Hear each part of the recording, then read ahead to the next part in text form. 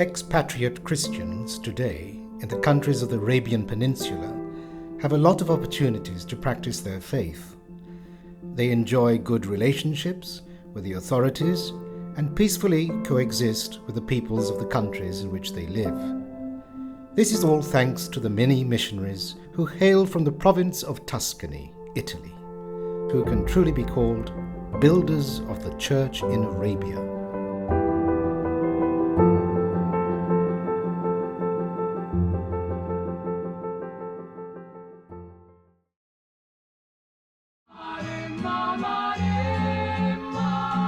What is so special about Tuscany?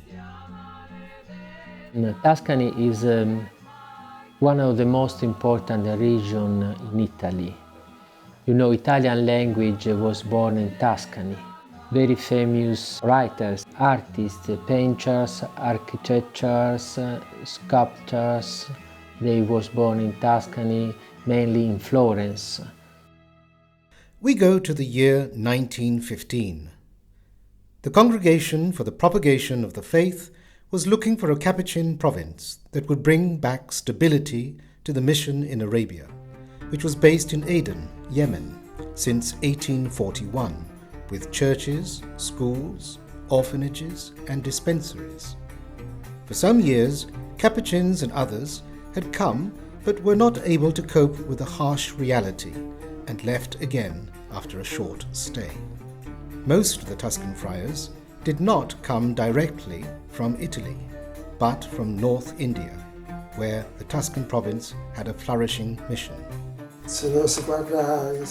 If you were to look at the Apostolic Vicars, all of them came from India. The Tuscan missionaries who came from India were used to live in difficult circumstances, often without much support, and they were also expert builders. Their tough missionary experience in India had equipped them for the mission in Arabia. The friars invited other priests and religious congregations, especially sisters, to assist the mission. They completely reorganized and expanded the schools, which were much appreciated by the local population. Msgr Giovanni and Msgr Pacifico Micheloni concentrated their efforts on Aden and the Somali coast, the schools and orphanages. Msgr Tirinnanzi, a very able and far-sighted missionary in India for over 40 years, made a historic step in January 1939, when he heard of the presence of Catholics in Bahrain. He decided to visit the island.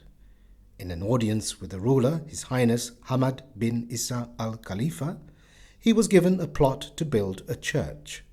Sacred Heart Church Bahrain, the first church in the Gulf, was completed in just 6 months and blessed on Friday the 8th of March 1940. During this time, the Second World War had erupted. Travelling and mission work became very difficult. Msgr Tirinnanzi resigned and Msgr Magliacani was appointed Apostolic Vicar. Msgr Magliacani was quick to assess the situation following the war and fulfilled the urgent requirement for churches and personnel in Somalia, Yemen, and Bahrain. By this time, in the 1950s, as the other countries in the Gulf also started to strike oil, Bishop Magliacani saw the rising prominence of the mission in Bahrain. There was a priest stationed in Bahrain, and later more priests were added, who would visit the Emirates and Oman and celebrate Mass for Catholics. There was one missionary station in Bahrain where Father Eugenio Mattioli was carrying out his pastoral work. From there, he also served other countries like UAE and Oman. Priests who visited Catholics in Abu Dhabi, Dubai, and Muscat had some interesting experiences. The first time I arrived in Dubai was August 61. I meet with my suitcase in my hand, looking around. It was getting darker. and you couldn't see even a little light from the airport. Everybody disappeared.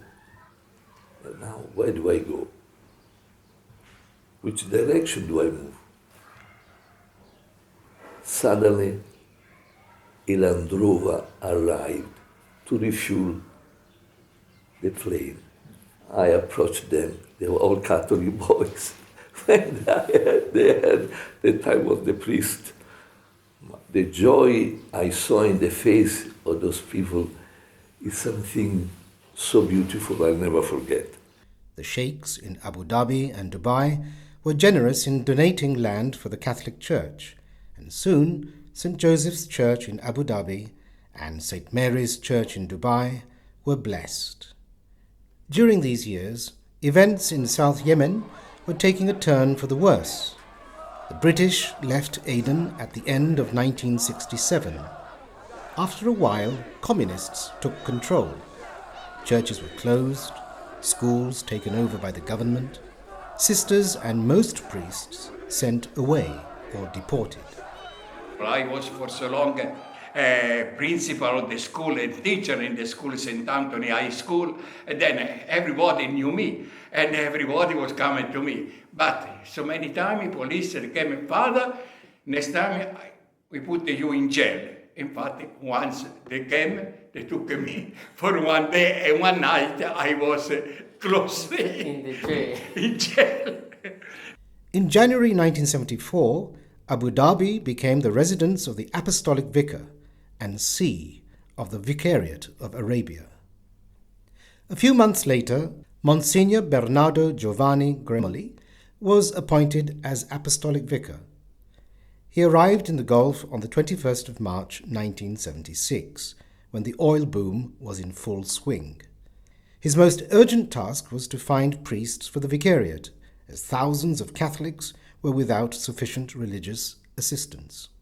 Due to the decrease in vocations in the Tuscan Province, the province could no longer satisfy the request of the bishop, and therefore Bishop Gremoli referred to other Capuchin provinces like India, Philippines, Lebanon, and so on.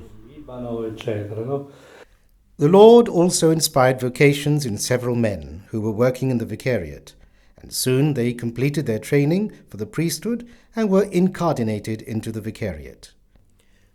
Monsignor Gremoli now turned his attention to building churches for the vast numbers of Catholics who were simply pouring into the Gulf countries. Monsignor Gremoli built, renovated, and expanded at least 12 church complexes and also extended and built new schools. Effective catechetical programs were organized. Systematically, he visited all the parishes of the Vicariate every year. He met the governing authorities of the various countries and stayed on good terms with them. As Monsignor Gremoli bid farewell to the Vicariate in March 2005 to entrust it to the care of his auxiliary, Monsignor Paul Hinder, Monsignor Gremoli likened the Vicariate to a precious vineyard of the Lord, planted in the wilderness, yet which flourished wonderfully in many achievements and good works. The Tuscan missionaries have left their mark on the church in Arabia, a mark that will never be erased. I'm still there. My heart is there. My life is spent all there on the Gulf and the Yemen, and I love it so much. And I must say the truth. Every day I think of them, I pray for them, I wish them happiness and joy forever. The contributions they have made to the church, the love they have borne for the peoples of this land, will continue to live on in the hearts of the people.